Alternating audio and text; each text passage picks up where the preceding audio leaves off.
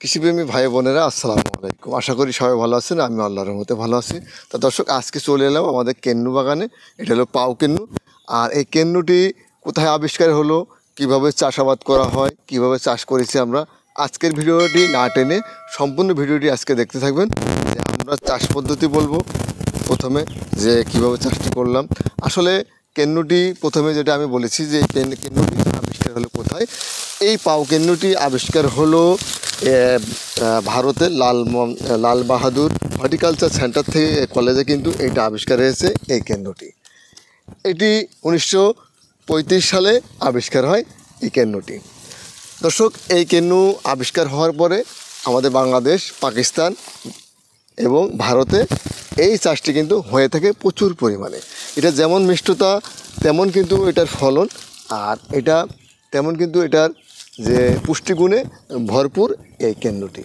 তো দর্শক, আমাদের দেশের মাটি সোনার চেয়েও খাঁটি, তাই আমরা চাষ করব এই ধরনের চাষাবাদ যেগুলোতে রয়েছে প্রচুর পরিমাণে ভিটামিন, প্রচুর সি রয়েছে এই কেন্দ্রতে, যেটা আমাদের বাচ্চারা প্রচুর পরিমাণে পছন্দ করে থাকে।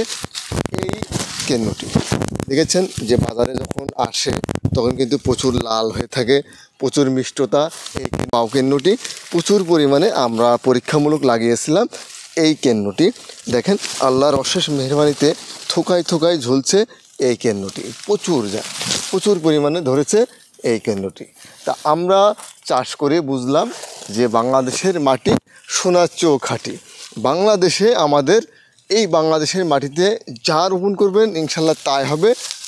আমি একটি কথাই বলবো, সেটা হলো আপনি যে চাষটি করুন না কেন, যে ফলটি রোপণ করুন, আমি আপনাদের বলবো যে অবশ্যই আপনারা সঠিক জাতটি রোপণ করবেন। কেননা সঠিক জাত যদি রোপণ করেন তাহলে সঠিক মিষ্টতা, সঠিক কালার, সঠিক পরিমাণে ফলন সব কিছু কিন্তু আপনার এইভাবে এই ফলনটি আসবে।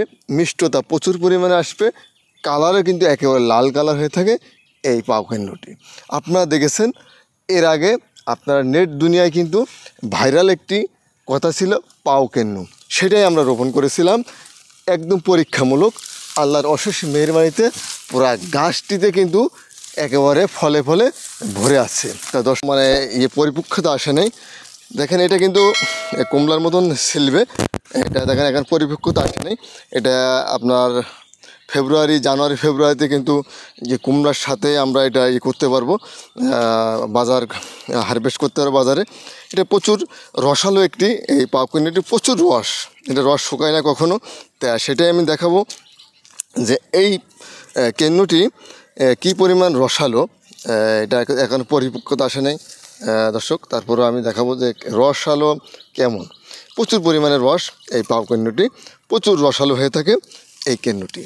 তা দর্শক, যারা আপনারা এই ফলের চাষ করবেন অবশ্যই সঠিক জাতটি নির্বাচন করে এই ধরনের চাষটি আপনারা এই দেশের মাটিতে করুন, আপনার ছাদ বাগানে করুন, মাঠ বাগানে এই ধরনের চাষটি আপনারা সংযোগ করতে পারেন। প্রচুর ফলন একটি গাছে, একেবারে নিচ থেকে আগা পর্যন্ত এটার ফলনটা দেখলে আশ্চর্য হয়ে যাবে সবাই।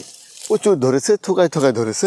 এই বছরে এই গাছটির বয়স 2 বছর প্লাস, আমরা পরীক্ষামূলক করেছিলাম, তা আল্লাহর মেহেরবানিতে প্রচুর ধরেছে। তা দর্শক, এটা চাষ পদ্ধতি। আমি বলি চাষ কীভাবে করব।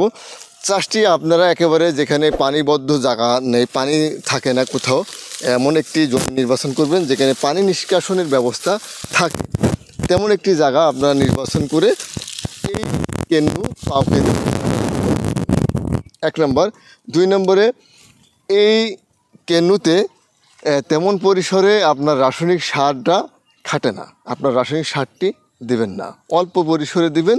আর একটু কীটনাশক স্প্রে করবেন যখন ফুল আসবে, ফুলে আপনারা এই স্প্রেটি করবেন।